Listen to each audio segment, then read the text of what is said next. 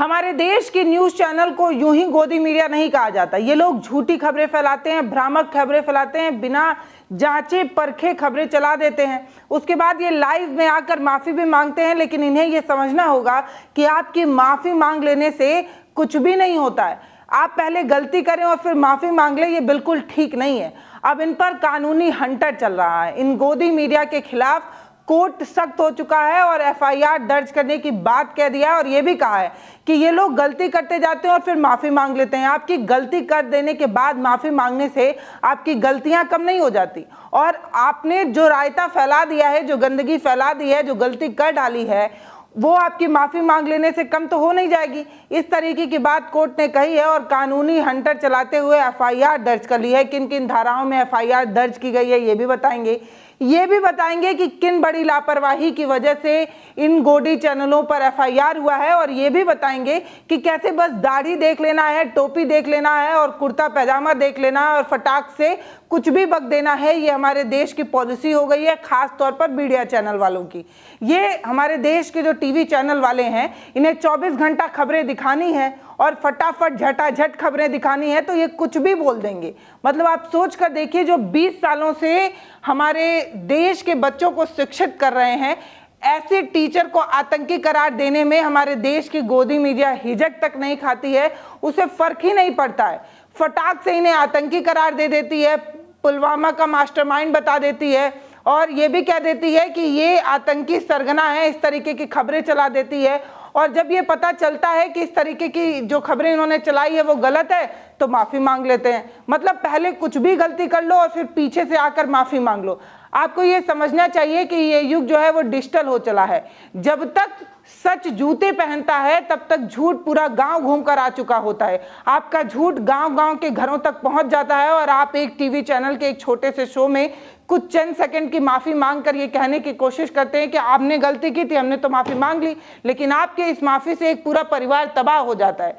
ये जो स्क्रीन पर आपको नज़र आ रहे हैं, आप इनकी दाढ़ी देख लीजिए। यही वो दाढ़ी है जिसको देखकर कोई भी टीवी चैनल किसी को भी जो है वो आतंकी करार दे देता है। तो इनकी यहाँ पर दाढ़ी दिख जाती है, टोपी दिख जाती है और ये कुर्ता पहने रहते हैं। बस इतना ही था कि इनकी तस्वीरें लगाकर तमाम टीवी चैनलों ने इनको आतंकी करार दे दिया। खास तौर पर न्यूज़ 18, जी न्यूज़ और रिपब्लिक भारत, ये टीवी चैनलों ने इन्हें जो है वो आतंकी करार दिया है और अब इनके खिलाफ जो है वो एफआईआर दर्ज करने की बात कोर्ट ने कह दी है। कोर्ट ने कहा है कि आपने ये जो कृत्य की है, ये जो कारनामा किया है, वो सार्वजनिक दुष्कर्म की तरफ इशारा करता है, सार्वजनिक दुष्कर्म है। इसके बाद वो कहते हैं कि ना सिर्फ मानहानि किया है बल्कि धार्मिक भावनाओं को ठेस पहुंचाया है। पहले गलती करो फिर माफ़ी मांगो, और आप जिस गलती कर जो माफ़ी मांग लेते हैं उससे पहले नुकसान हो चुका रहता है। और इस तरीके से आप जो कर रहे हैं वो प्रेस की स्वतंत्रता नहीं है। प्रेस के फ्रीडम के नाम पर कुछ भी उगल दो, कुछ भी बक दो, कुछ भी उल्टी कर दो, ये बिल्कुल सही नहीं है। मतलब कोर्ट ने ये साफ कहा कि प्रेस की स्वतंत्रता है, आपको फ्रीडम है, लेकिन आप झूठी और भ्रामक खबरें नहीं फैला सकते हैं। ये भी बात समझनी होगी। इस तरीके की झूठी खबरें फैलाने से एक परिवार की न सिर्फ प्रतिष्ठा पर ठेस पहुंचती है, उसके आत्मसम्मान के साथ ठेस पहुंचती है, उसके गरिमा पर ठेस पहुंचती है। ये बात गोदी चैनल नहीं समझ पाते हैं। ये जो है वो मोहम्मद इकबाल है, पेशे से शिक्षक हैं, गुरु हैं, और ये पुंज में 20 सालों से एक मदरसे में बतौर टीचर पढ़ाई कर रहे हैं, पढ़ा रहे हैं बच्चों को, लेकिन इन्हें आतंकी सरगना करार दे देता है देश का गोदी मीडिया। स्क्रीन पर आपको दिखाती हूँ किस किस तरीके की खबरें चलाई गई। रिपब्लिक भारत ने इन्हें लश्कर तैयबा का कमांडर इन चीफ बता दिया। भाई साहब, क्या दिया कि यही हैं पूरे संगठन के कर्ता धर्ता मालिक। इसके अलावा आप ये देखेंगे, ये जी न्यूज़ है, ये बता रहा है मारा गया आतंकी करी मोहम्मद इकबाल।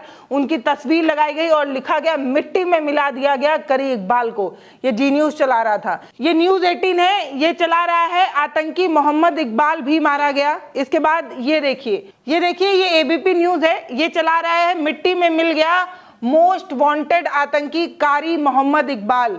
इस तरीके की चीजें कहा जा रहा है घाटी में ढूंढ रही थी एजेंसियां, अब एयर स्ट्राइक में घुसकर ढेर कर दिया गया।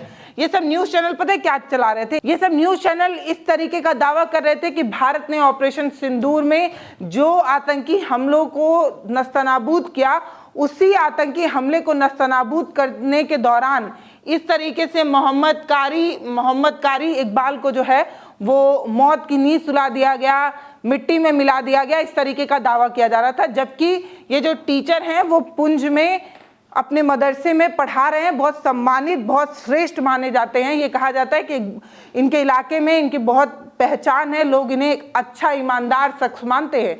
ये बात पुलिस ने खुद कही।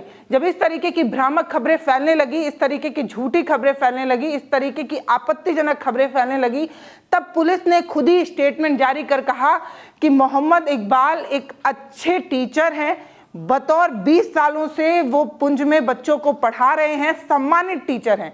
इस तरीके की बात पुलिस अपने स्टेटमेंट में कह देती है, लेकिन आपको जानकर हैरानी होगी कि उस स्टेटमेंट को किसी ठंडे बस्ते में डालकर न्यूज़ चैनल इस तरीके की खबरें चलाते रहे।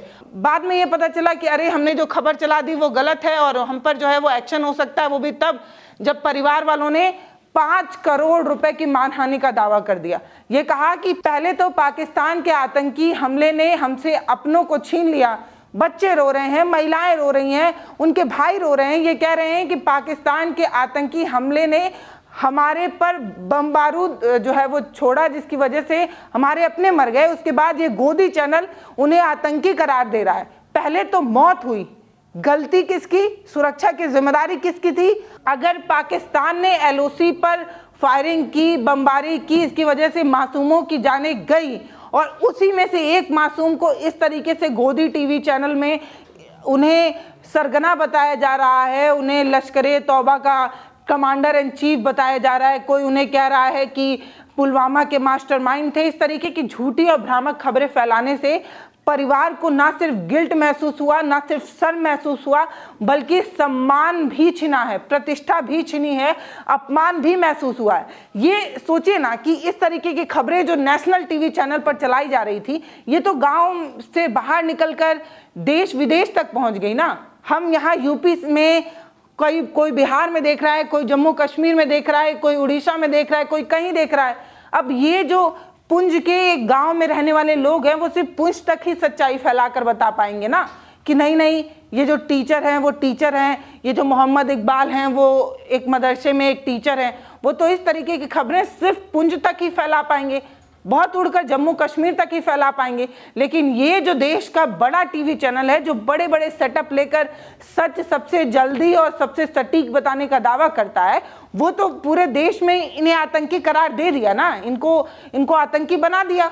कोर्ट ने कहा है कि जो गलत रिपोर्टिंग की जाती है वो सिर्फ कानून का उल्लंघन नहीं है, इसे हल्के में नहीं लिया जा सकता, ये प्रतिष्ठा और गरिमा की बात है।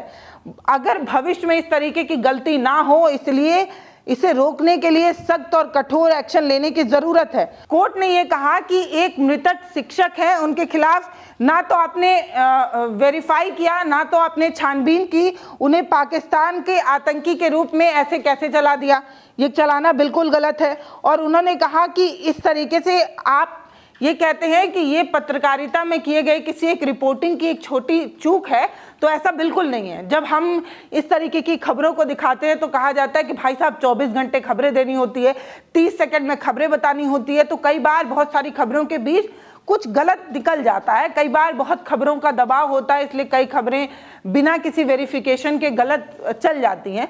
तो इस पर कोर्ट ने कहा कि आप समझिए इस बात को कि आप किसी मासूम को, किसी ऐसे इंसान को जो 20 सालों से प्रदेश के देश में बच्चों को शिक्षित कर रहा है, उसे आप आतंकी सरगना कह दें और आप कह दें कि ये पत्रकारिता की एक मामूली सी चूक है, तो ऐसा बिल्कुल नहीं है। आपने सिर्फ पत्रकारिता की स्वतंत्रता का हनन नहीं किया, प्रेस फ्रीडम का हनन नहीं किया, बल्कि आपने जो किया है वो कानूनी रूप से गलत है। इस तरीके की बात कोर्ट ने कहा और कहा कि पत्रकारिता के चूक के रूप में इसे नहीं लिया जा सकता, ये हरकत सार्वजनिक शरारत के रूप में लगती है, ये मानहानि के बराबर है। कोर्ट ने कहा कि जिस तरीके की रिपोर्टिंग आपने की है, इससे लोगों के बीच में आक्रोश पैदा हो सकता है, सामाजिक सुरक्षा बिगड़ सकती है, साथ ही साथ जो मृतक हैं उनकी प्रतिष्ठा को भी जो है वो कमजोर पहुंचाया जा रहा है, उनकी गरिमा का, उनकी जो एक तरीके से जो उनका मान सम्मान जो पूरी जिंदगी उन्होंने कमाया है, उस पर भी जो है इस पत्रकारिता, इस रिपोर्टिंग की वजह से ठेस पहुंचती है। जब इस तरीके की बातें कही जा रही थी, जज ये सारी बातें कह रहे थे, तब ये कहा गया जज सजफीक अहमद की तरफ से ये सारी डिटेल दी जा रही थी, ये सारी बातें कही जा रही थी। ये सब कुछ जब कहा जा रहा था तब पुंछ के पुलिस स्टेशन के एसएचओ ने कहा कि इस तरीके की रिपोर्टिंग न्यूज़ चैनलों की तरफ से की गई थी वो गलत है, लेकिन इन्होंने माफ़ी मांग ली है। इस तरीके की बात जब एसएचओ ने कही तो कोर्ट ने एसएचओ की बात को कहीं ना कहीं काटते हुए ये कहा कि माफी मांग लेने से कुछ नहीं होता है। आपने गलत खबरें चलाई और अब आप माफी मांग रहे हैं, इससे पहले वो हर जगह फैल चुका है। आपने रायता फैलाया, अब आप रायते को बटोर रहे हैं, लेकिन गंदगी तो फैल गई ना। उन्होंने कहा कि समाचार चैनलों ने बाद में माफी मांग ली थी, लेकिन उन्होंने कहा कि इससे नुकसान तो ठीक नहीं हो जाता ना। जिस तरीके से उनकी प्रतिष्ठा को ठेस पहुंच गई, उनकी गरिमा को ठेस पहुंच गई, घर घर उन्हें आतंकी करार दिया गया। अब उनका जो प्रतिष्ठा है वो तो आपने तार तार कर दी, और फिर आप एक किसी शो में आकर माफी मांग ले, ये बिल्कुल ठीक नहीं है। इस तरीके की बात कोर्ट की तरफ से कही गई। पूरा मामला क्या है ये आपको तसल्ली से बताते हैं। तो भारत ने ऑपरेशन सिंदूर लॉन्च किया और हमने पाकिस्तान के आतंकी ठिकानों को नस्तनाबूद किया। उसके जवाब में पाकिस्तान ने भारत के एलओसी में घुसकर या एलओसी के पास के इलाकों में बमबारी की थी। उसकी वजह से पुंछ में कई सारे लोग मारे गए थे, कई बच्चे, कई महिलाएं मारी गई थी, और उसमें एक मारे गए थे मोहम्मद इकबाल। ये पेशे से शिक्षक हैं, गुरु हैं, 20 सालों से पढ़ा रहे हैं। तब कई समाचार चैनलों ने इन्हें लश्कर आतंकी तैयबा का हेड एंड चीफ बताया था। कई लोगों ने इनके खिलाफ ये बताया था कि पुलवामा के मास्टरमाइंड थे। इस तरीके की खबरें जो है वो कई न्यूज़ चैनलों पर चलाई गई थी। ये न्यूज़ चैनल पर जब इस तरीके की खबरें चली तो परिवार वालों ने खासा आपत्ति दर्ज कराई थी। 5-5 करोड़ रुपए की मानहानि का दावा करते हुए कोर्ट का दरवाजा खटखटाया था। तब जम्मू कश्मीर की एक अदालत ने ना सिर्फ उन चैनलों पर करीब प्रतिक्रिया दी, ना सिर्फ चैनलों को डाटा फटकारा, बल्कि एफआईआर दर्ज करने का आदेश दे दिया। ये पूरी घटना जो है वो 9 मई की है, जब पुंछ के एक शिक्षक ये मोहम्मद इकबाल इनकी मौत हुई, और मौत पर जिस तरीके की खबरें चलाई गई वो मैंने आपको दिखाया। गोलीबारी में मौत जो है वो भारत के पुंछ में होती है, और गोदी चैनल ये कहता है कि भारत ने ऑपरेशन सिंदूर के दौरान जिन आतंकी ठिकानों को निशाना बनाया उसमें मोहम्मद इकबाल जो है वो मारे गए। इस तरीके की खबरें चलाई गई। इसके बाद वकील शेख मोहम्मद सलीम स्थानीय कोर्ट में एफआईआर दर्ज करने की मांग को लेकर एक याचिका दायर करते हैं। याचिका में ये लिखते हैं कि समाचार चैनलों ने मोहम्मद इकबाल को लश्कर आतंकी के रूप में दिखाया और ये भी बताया कि 2019 में पुलवामा आतंकी हमले के मास्टरमाइंड थे।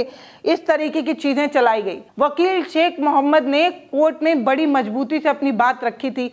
कोर्ट को यह बताया था कि कुछ टीवी चैनलों ने मदरसे की तस्वीर वायरल कराई। उन्होंने कहा कि पाकिस्तान के कोल्ली में मारा गया लश्कर तैयबा का आतंकी के रूप में इन्हें दिखाया गया, जबकि ये जो है वो पुंछ के एक टीचर हैं। इस तरीके की बात उन्होंने कही। वो कहते हैं कि इस तरीके की रिपोर्टिंग की वजह से सिर्फ मृतक की आत्मा को ही नहीं ठेस पहुंची, बल्कि परिवार की प्रतिष्ठा को भी ठेस पहुंची। इस तरीके की रिपोर्टिंग जब न्यूज़ चैनलों में लगातार चलाई जा रही थी तब परिवार बहुत दुखी था, क्योंकि आस पड़ोस के लोग उन्हें हीन भावना से देखने लगे थे, लोग उनसे दूरी बनाने लगे थे, और लोग ने ये मान लिया था कि ये सच में आतंकी संगठन से जुड़े हुए हैं। उन्होंने बताया कि वो समय बहुत कठिन था, सबको ये साबित भी करना था कि हम सही हैं। पहले तो अपने मारे जाए पाकिस्तान के आतंकी हमले में, हमने अपनों को खो दिया, उनकी जान चली गई। उसके बाद हमें दर दर भटक कर ये प्रूफ करना पड़ रहा था कि हम सही हैं, हम किसी आतंकी संगठन से नहीं जुड़े हैं। इस तरीके की परेशानी इन्हें झेलने पड़ी। मतलब आप सोचिए कि एक परिवार के एक इंसान की मौत हो गई है, वो मौत का मातम मनाने से ज़्यादा इस बात को प्रूफ करने में लगा है कि हम किसी आतंकी संगठन से नहीं जुड़े हैं। इससे ज़्यादा और शर्म की बात कुछ नहीं हो सकती। और ये हो किस लिए रहा था? ये हो इसलिए रहा था कि हमारे देश की गोदी मीडिया एक छोटा सा गूगल सर्च नहीं पा रही थी, एक छोटा सा डिटेल नहीं निकाल पा रही थी, वहां के किसी स्थानीय पुलिस वाले से बात नहीं कर पा रही थी। उसे फटाक से खबरें दिखाने के चक्कर में उन्होंने मोहम्मद इकबाल के परिवार वालों की गरिमा के साथ ठेस पहुंचाई, उनका मजाक बनाया, उन्हें आतंकी संगठन से जोड़ने के बाद आप समझिए कि एक तो पहले इनकी मौत हो गई, दूसरा इन्हें अपमान झेलना पड़ा। इनके परिवार वाले मुंह छुपाते घूमते रहे। गलती किसकी थी? गोदी मीडिया की। अब कोर्ट ने एफआईआर दर्ज कर दी है। कोर्ट ने किन किन धाराओं में एफआईआर दर्ज की है ये आपको बता देते हैं। तो कोर्ट ने सबसे पहले इसकी कड़ी निंदा की है। कोर्ट ने क्या कुछ कहा है वो जानिए। कोर्ट ने कड़े शब्दों में ये कहा कि बिना सत्यापन के मृतक नागरिक जो शिक्षक हैं उन्हें पाकिस्तानी आतंकी बताना सार्वजनिक दुष्कर्म और मानहानि की श्रेणी में आता है। वो कहते हैं ये कृत्य जो मीडिया की तरफ से किया गया है वो सार्वजनिक क्रोध, सामाजिक सद्भाव को बाधित कर सकता है, मृतक और उसकी प्रतिष्ठा को धूमिल कर सकता है। इस तरीके की बात कोर्ट की तरफ से कही गई।